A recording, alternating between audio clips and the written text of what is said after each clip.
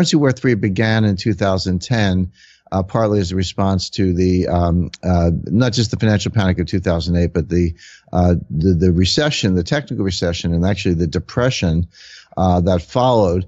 But here we are in 2017. It's no surprise that 7 years later we're still in this currency war, and I would expect that we'll still be in it 2 years from now, or maybe 5 years from now, because they don't have logical conclusions. It's like a tennis match, among equally, talented players. The ball just goes back and forth and back and forth.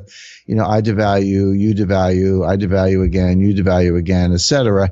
They don't have a logical conclusion except for systemic reform.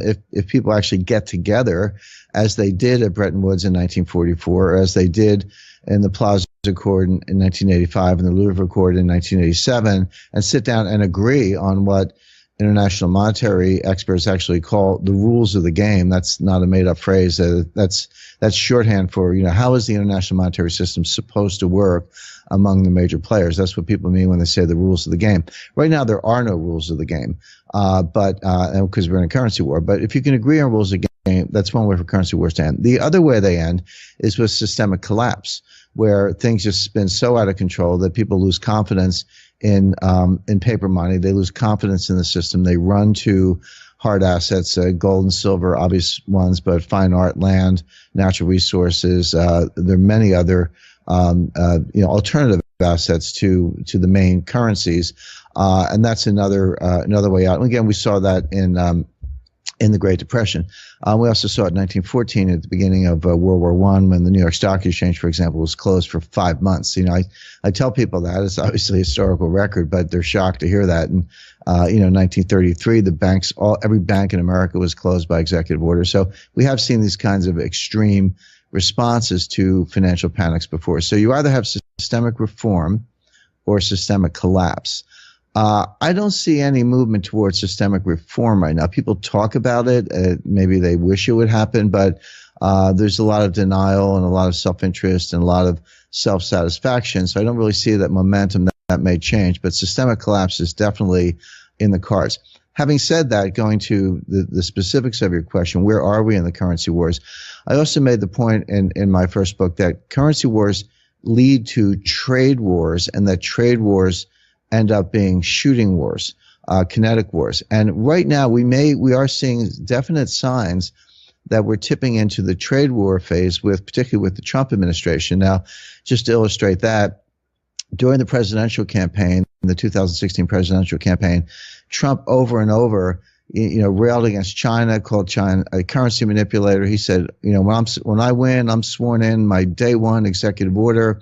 We're going to label China currency manipulator. Now, that's not actually how you do it. I mean, you can call anyone anything you like, but the currency manipulation designation comes from the U.S. Treasury. Now, granted, that could be directed by the White House, but it comes from the U.S. Treasury. It's actually scheduled for April. There's an annual review from the Treasury. It's all laid out by statute, but there's no expectation that that's going to happen. So Trump has not followed through on that. He's used the rhetoric. He actually said Germany was a currency manipulator. Interesting, because Germany doesn't have a currency. They have the euro. So he's throwing the word around, but he hasn't actually done anything. However, Trump is dead serious about trade sanctions, trade relief, and tariffs. And the team there, you see Peter Navarro, Jim Lighthizer, Robert Lighthizer, the U.S. Trade Representative, and Wilbur Ross at the Secretary of Commerce.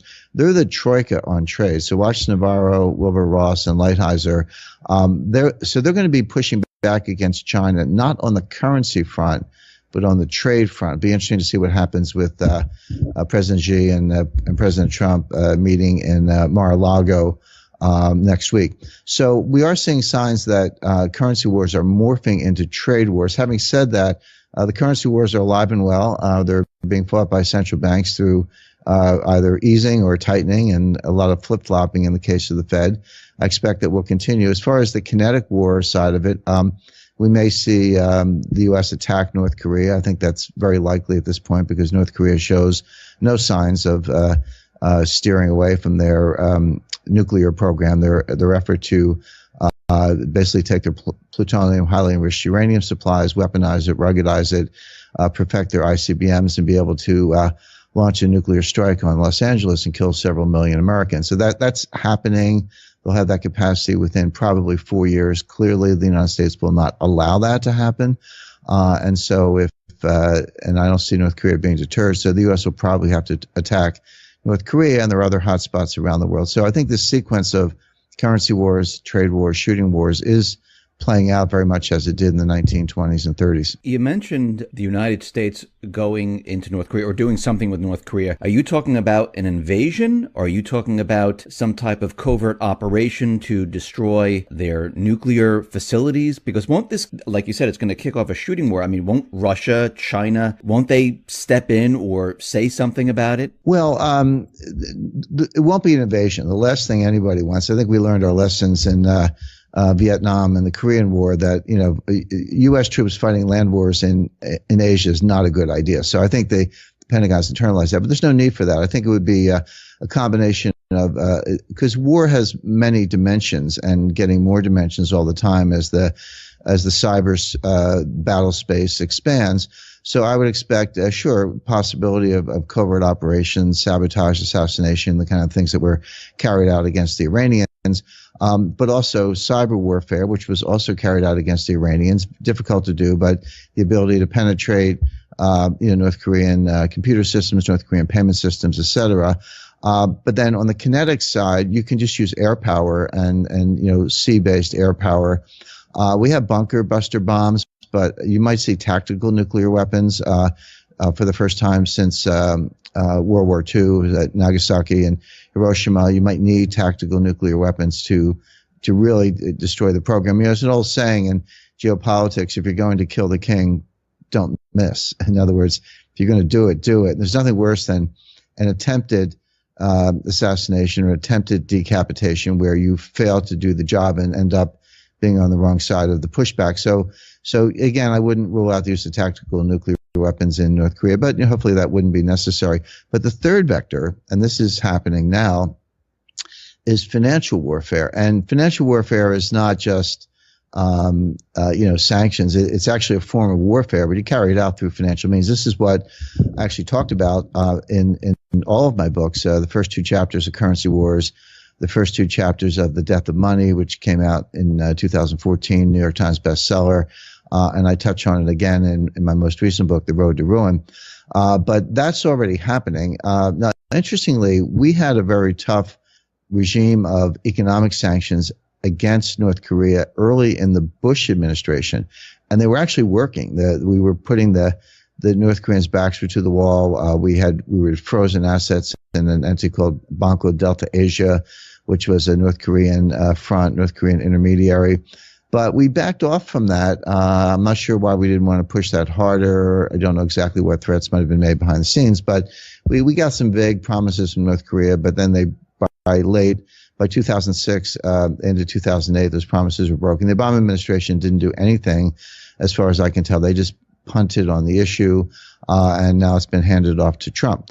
So again, North Korea shows no signs of backing away from that. But we just recently announced that North Korea was de-SWIFTed. Now, just to explain that term, SWIFT is the Society for Worldwide International Financial Telecommunications. It's the central nervous system of the global financial system. It's a system based in Belgium through which all financial message traffic, not all, but almost all important financial message traffic moves.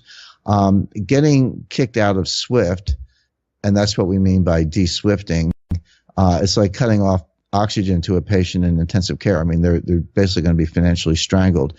We just did that to North Korea a few weeks ago, and that's only the second time I've seen that. The first time was Iran in 2012, although that was President Obama alleviated that to some extent in 2013 in exchange for Iran agreeing to discuss nuclear weapons, and led to this memorandum, which the Trump administration now seems prepared to tear up. So, and we're also putting sanctions back on Iran again after easing up from 2013 to 2016. We're now back in the business of putting sanctions on Iran. So this is the financial warfare space. So you have special operations, cyber warfare, financial warfare, and combining the two, cyber financial warfare, and then possibly air power, all designed to either deter or degrade the North Korean nuclear program. Now, you mentioned the SWIFT program, and Russia came out with an announcement that they're ready to separate from the SWIFT system. And I know China is also working on a separate payment system. In your view, why are they doing this? Well, because they know it can be used against them, and it is very effective. As I say, it's like cutting off the oxygen supply is not overstating the metaphor, so to speak. Look, we've already put Russian sanctions on Russia, but there's a financial war going on between Russia and the United States right now. If you were in a war with the United States, you would fight it aggressively and you would make preparations for worst case scenarios. And by the way, this announcement, the one you refer to, came from Elvira Nabiullina, who's the head of the Central Bank of Russia. In my opinion, she's one of the two best central bankers in the world. I would say the other one's Mario Draghi, but head of the ECB. But Mario Draghi and Elvira Nabiullina, in my view, are the only two central bankers who actually understand central banking. It's very clear that Janet Yellen and before her Ben Bernanke don't understand central banking. They've kind of bumbled through a bunch of egghead science experiments the last 9 years. But Nabiullina gets it, and so she's it's preemptive. She's saying, well, we don't think Russia's going to get kicked out of SWIFT imminently. I don't think they'll get kicked out at all. I mean, there is a kind of a board of governors. There's a governance structure. It's not anything the United States wants. Now, the U.S. has a very, very powerful voice. And before we de-SWIFted Iran, we kicked Iran out of the dollar payment system. When I say kicked you out, what I mean is we say to all the banks, hey, if you move money for Iran, we're going to kick you out. Well, that's to Credit Suisse or UBS or Deutsche Bank or Citibank or JP Morgan. That's existential. You would basically be out of business. And so they have to comply, and they don't always comply. And there have been tons of investigations and multi-billion-dollar settlements and deferred prosecution agreements over banks violating some of these, prominently HSBC, but also others. HSBC seems to be JP Morgan kind of run like criminal organizations as far as I can tell. But so we say to the big banks, if you let Iran, in this example, or Russia or North Korea move money through this system, then we're going to kick you out of the system. And obviously they can't afford to let that happen. So that was easy for the United States because we control the dollar payment system. But you get over to SWIFT, see what Iran did is they said, okay, we can't sell oil for dollars anymore because we can't receive dollars through the payment system. We'll just sell it for euros or Swiss francs or other currencies that you might want, and they could move through SWIFT. So then we kicked Iran out of SWIFT. But to do that, we need the votes of the other members of the board, which are mainly our European allies, Germany, France, UK, and some others. And at this point, you sort of need China to go along as well. So I think it's unlikely that Russia would be kicked out, but they're not waiting around to find out the hard way. They're saying, okay, you cut off our oxygen supply. We got a spare oxygen tank over here. And they've built an alternative payment system, and China's doing the same thing.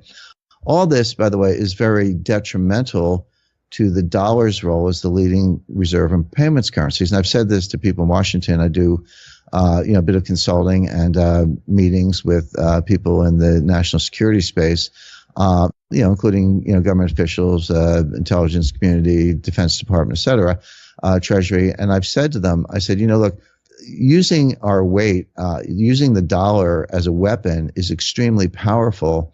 But be careful what you wish for, because the more you throw your weight around, the more people aren't just going to stand for it. The more they're going to build alternative systems. And someday you're going to wake up and find that, you're pushing on a string. You're trying to punish people with dollar-specific sanctions, and they don't work anymore because no one needs the dollar. We're not there yet, but we're pretty far down that road. So do you think countries like China, Russia, are they dumping treasuries, the dollar? Are they preparing to separate themselves from the dollar? Yes, and they're doing it several ways. One is reducing their exposure to dollar holdings, not all at once, not dumping them en masse. But if you look at, there's something called the Tick Report, which comes out from the Treasury periodic. I think it's once a month, or it's at least quarterly, but whether it's monthly or quarterly, it's available on the Treasury website, and it shows foreign holdings of U.S. Treasury securities.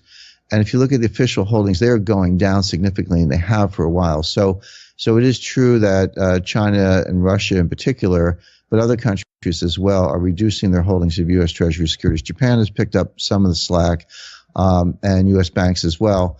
But they're reducing now. Some of that, you don't actually have to sell anything. You just because see, when a Treasury security matures, if you own a Treasury security and it matures, the Treasury just sends you the money. They give you your money back, basically. It's like paying off a loan. Well, so you don't actually have to sell anything. You just have to sit there and do nothing, and your holdings will go down as long as you don't reinvest in more Treasuries. And that's what's happening. They're reinvesting in euros, they're reinvesting in other securities. So this is kind of going on quietly and slowly without a major dumping operation, which the U.S. could stop by. The president has the authority to stop that if it ever became malicious. But what they are doing is buying gold. Now, China, I'll separate the official numbers from what we actually think is going on. The official numbers are they've tripled their gold reserves in the last 11 years. So from 2006 to 2017, they have officially gone from about 600 tons to about 1,800 tons of gold.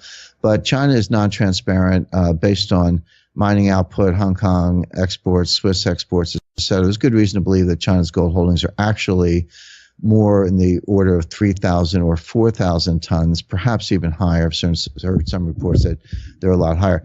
Russia's more transparent, but they have tripled their gold reserves as well just in the past 8 years. So they've gone from 600 tons to about 1,800 tons. So if gold is not a monetary asset, if gold is a barbarous relic, as the critics like to say, why have Russia and China tripled their gold reserves in the last, as I say, between 5 and 10 years approximately, and continue to buy more gold every month? Russia's buying 20, 30 tons a month, sometimes more, sometimes less, but that's kind of been the run rate.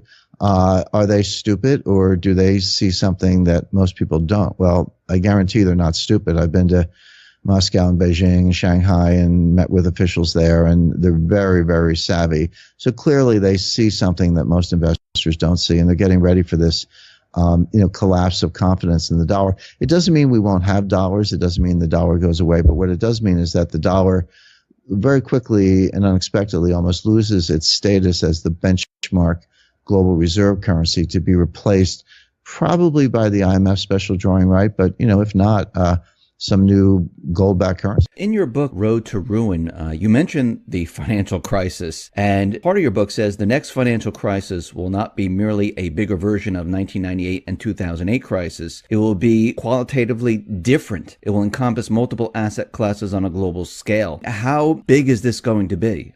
It looks like an extinction level event. I mean, bigger than anything that's ever happened before. And let me explain why I say that, because it's, I don't like to make claims without backing them up with science or history or facts or, some combination of those things.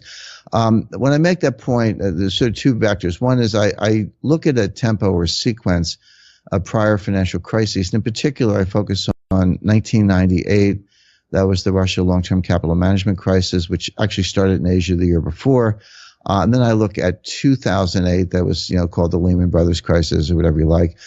And which also started the year before in 2007 with some mortgage defaults announced at Bear Stearns and HSBC and elsewhere. So those are the two case studies I have. And then I take that 10-year tempo from 1998 to 2008, and I just take it out 10 years. It's just a convenience to maintain the 10-year tempo, and talk about 2018, except I make the point that it could be tomorrow. I mean, don't think that you can just sort of put your feet up until 2018.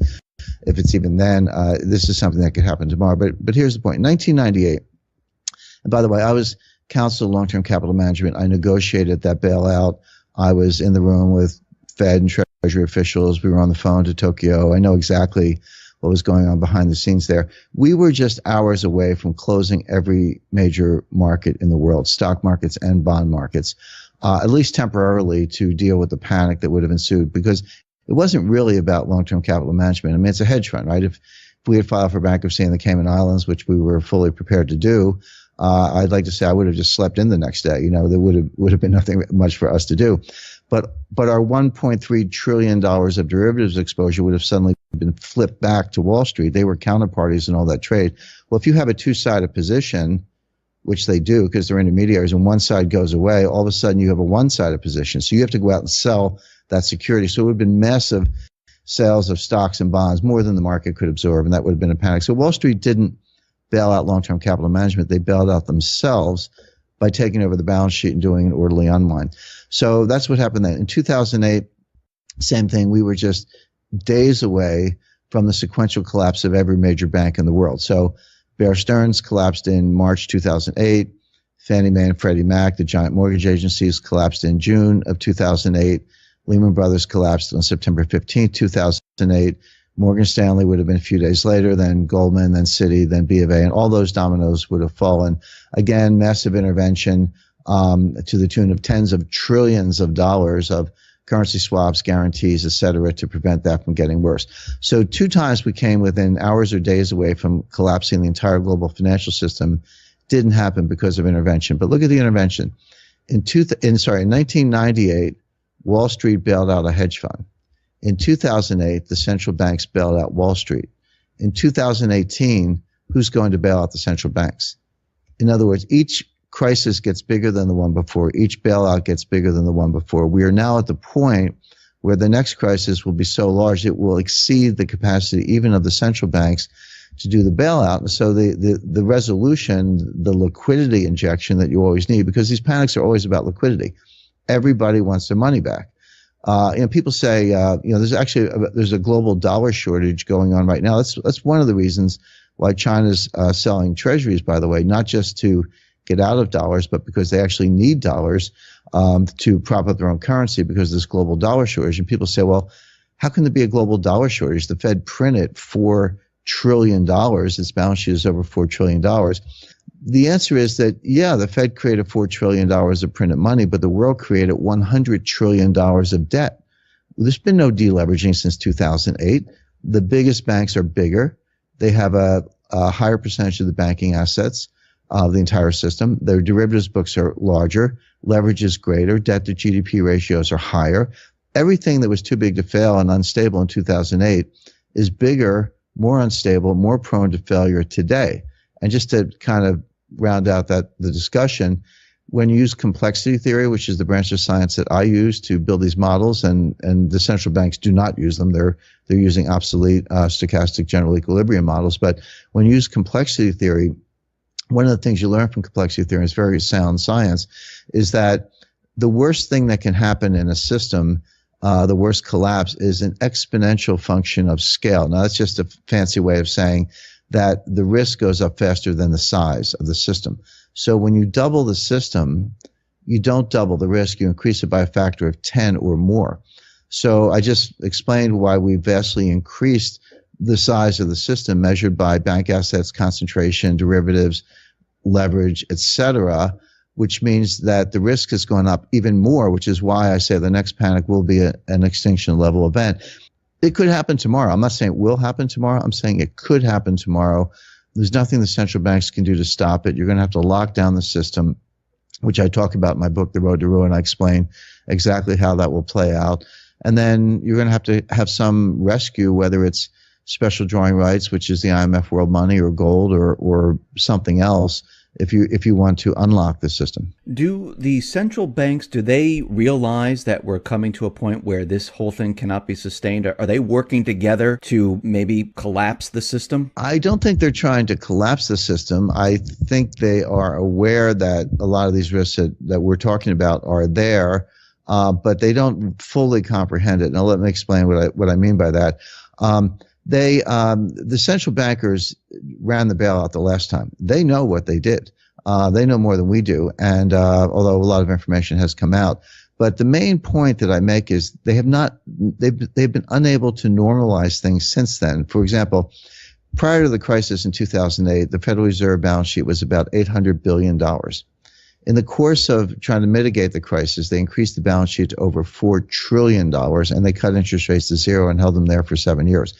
Now, if somehow they had got the balance sheet back to 800 billion or even $1 trillion and got interest rates up to 2.5%, which is what the Taylor rule says they should be, I'd be the first one to congratulate them. I say, nice job, guys. You saved the world and you got back to normal. But that didn't happen.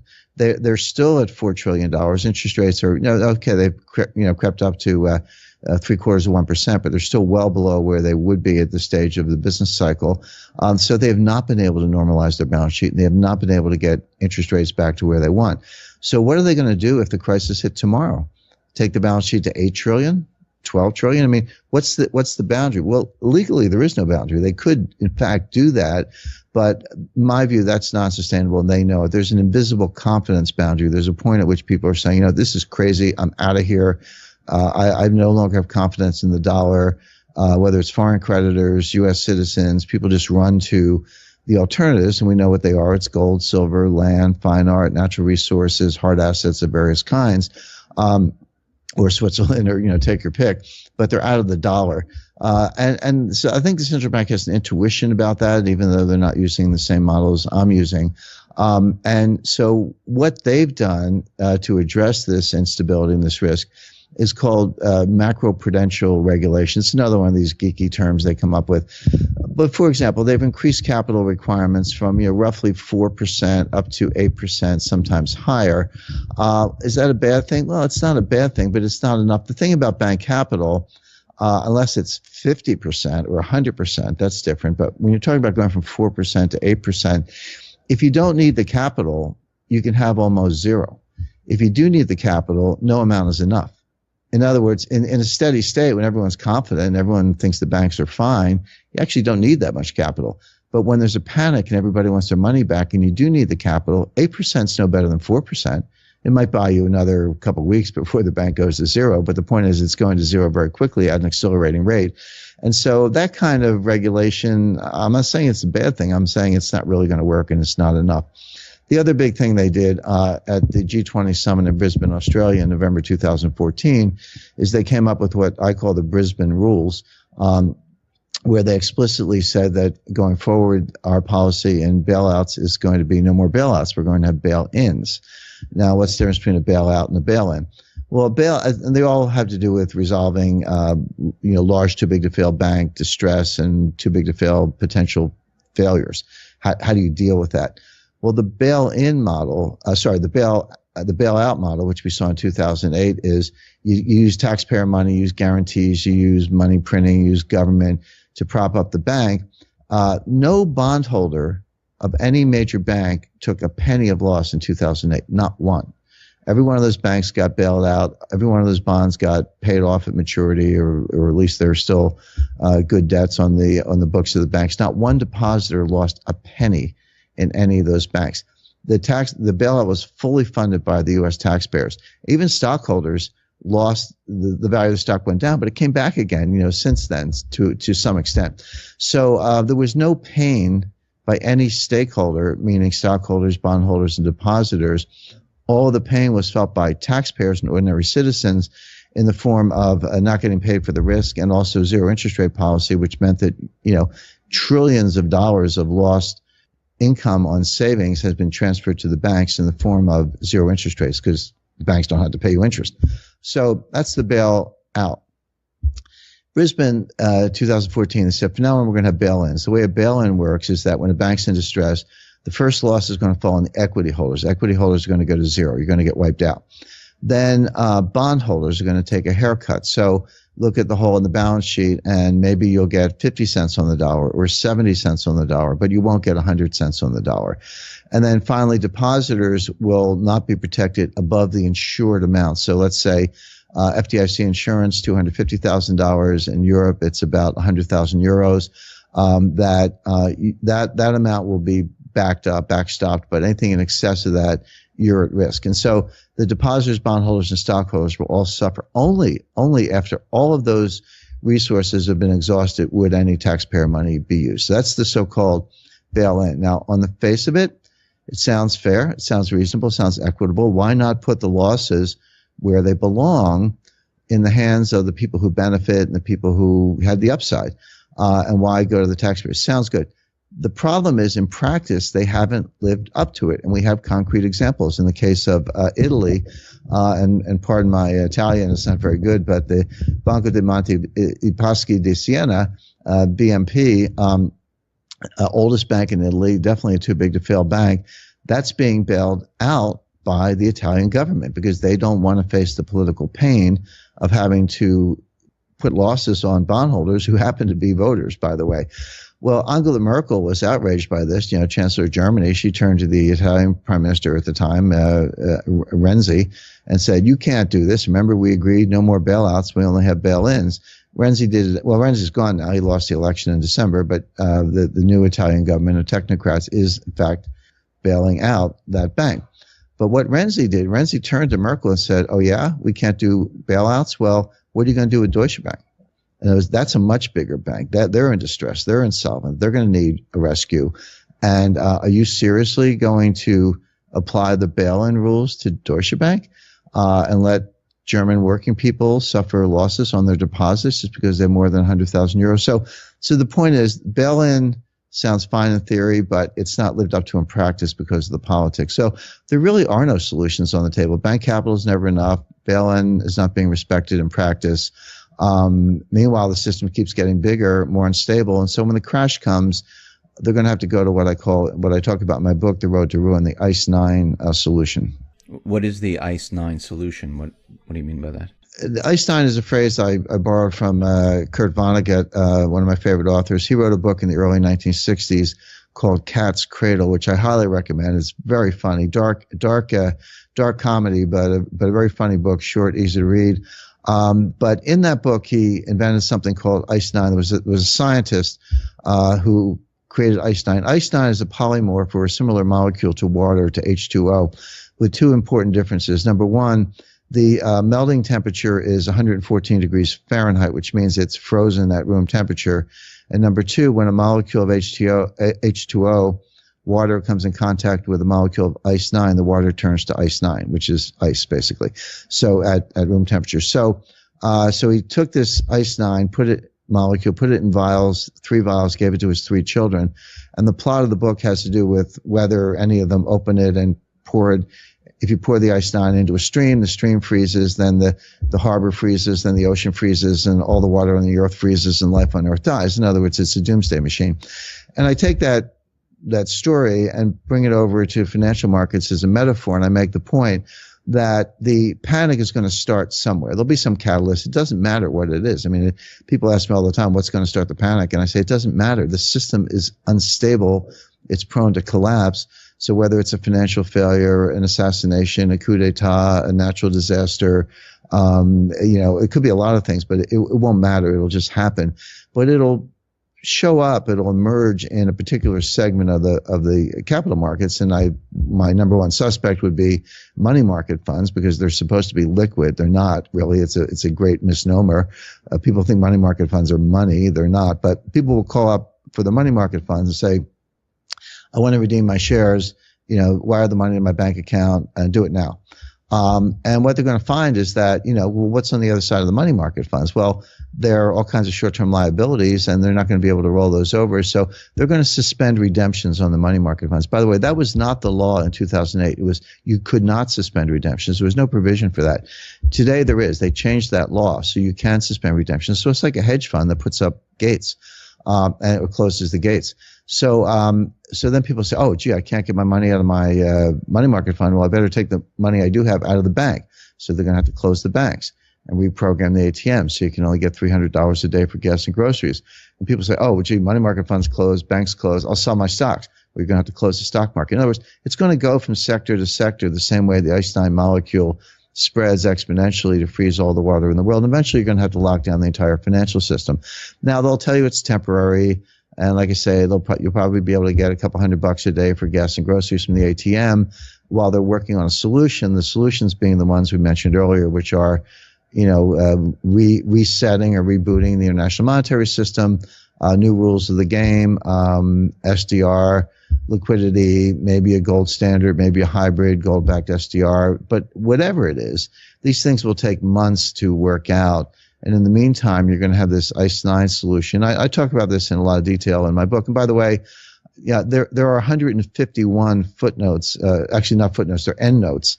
They're notes, but they come at the end, so you don't have to read them if you don't want to as you're going through the book. But everything I'm describing is documented, backed up, supported either by science. I put the equations in the endnotes, or official documents, statements. You can find it all. None of it is fantasized. None of it is Jules Verne science fiction. It's all happening. It's already happened to some extent. We've seen it in Cyprus. We've seen it in Greece. We saw it in India with demonetization. Europe got rid of the 500 euro note. This is all part of the war on cash. The war on cash is designed ultimately to eliminate cash, to force everyone into all their wealth into digital form. And I like to make the point that before you slaughter cattle, you have to herd them into a pen. And before you slaughter investors, you have to herd them into a digital pen at one of these major banks. And once all the wealth is digital, it can be frozen, locked down, confiscated, taxed, monitored, et cetera. But before you do that, you have to eliminate cash, and that's exactly what's going on. So we're already seeing ICE 9 in small ways, and it'll get worse. How long do you think this will last? When the whole financial system goes dark, how long will people suffer through this? Well, one day it seems like a long time when you can't get your money. But let's look at historical examples. And by the way, I also make the point, everything as I said, everything I described is backed up by official sources or science. But I also make the point, every one of these things has happened before. So the New York Stock Exchange was closed from July to December 1914. And it was a global financial panic at the time. 5 months, the New York Stock Exchange was closed. People actually went out on the street, on New Street, and they traded shares by hand. Cash. Bring your cash, bring your shares, and sign them over. It was called the Curb Exchange. In 1933, President Franklin Roosevelt shut every bank in America by executive order. Just said every bank is closed. He didn't say when they would reopen. In fact, they did reopen about 8 days later, but nobody knew when they were going to reopen. That was before the days of ATMs, obviously. You couldn't get your money. In the Great Depression, there was such a shortage of money that people invented wooden money. It was called the wooden nickel. When I was a kid, there was an expression, don't take any wooden nickels. But in the 1930s, small communities would create wooden money, and you would use it for local merchants, and everybody would trade it with each other because it's all the money they had. They made money out of wood. So the point is, all these things have happened before. Now, I would expect that, we have another concrete example. I make the point, none of this is speculation.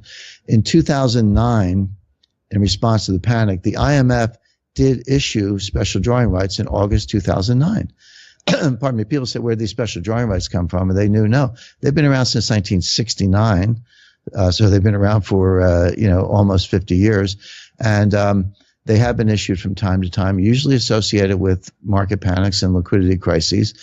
The last time they were issued was August 2009. Now, that panic, the acute stage of that panic was September 2008. That's when Lehman Brothers filed for bankruptcy.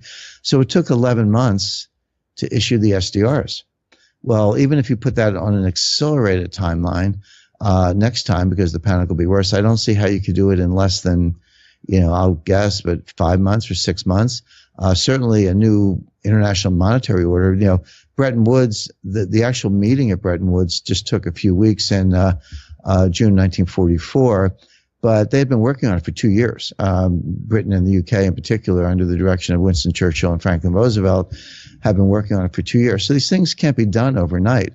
But even on a crash basis, if it took, and no pun intended, but if it took 3 to 6 months, that's a long time for the system to be shut down. But I think that's a reasonable forecast. What will the United States look like after this? I mean, you're talking about SDRs. Will the dollar still be in existence? Will we still have our way of life? Will everything go back to normal? Probably not. I think the dollar will still be in existence, but it'll be a local currency, not the benchmark global reserve currency.